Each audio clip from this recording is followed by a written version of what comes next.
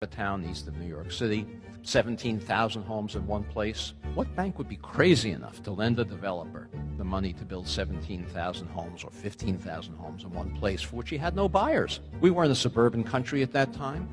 People thought the whole idea was lunacy. Who's going to want to live in a single-family home when they can live in the city instead? Any of these developers, the only way they could get the capital to build these giant subdivisions was by going to the Federal Housing Administration, submitting their plans for the development, for approval of the construction materials they were going to use, the architectural design, the layout of the streets in the subdivision, and an explicit commitment not to sell a home to an African American, required by the Federal Housing Administration.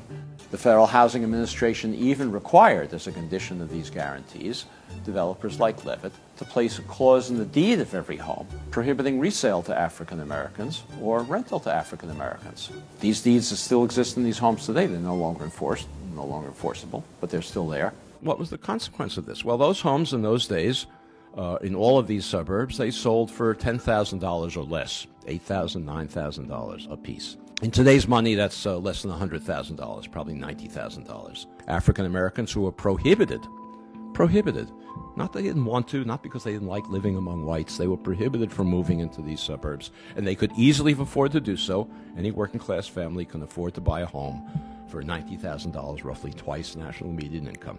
Those homes and developments like that now sell for $300,000, $400,000, $500,000 and more.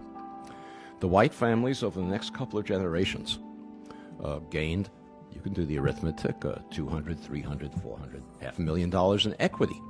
They used that equity to send their children to college, to take care of medical emergencies, to take care of economic downturns, most importantly, to bequeath it to their children, who then had down payments for their own homes.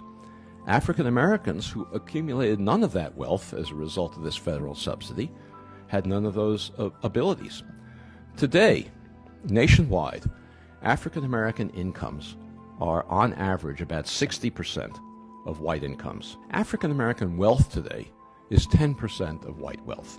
That enormous disparity between a 60% income ratio and a 10% wealth ratio is entirely attributable to unconstitutional federal housing policy practiced in the mid-20th century that has never been remedied.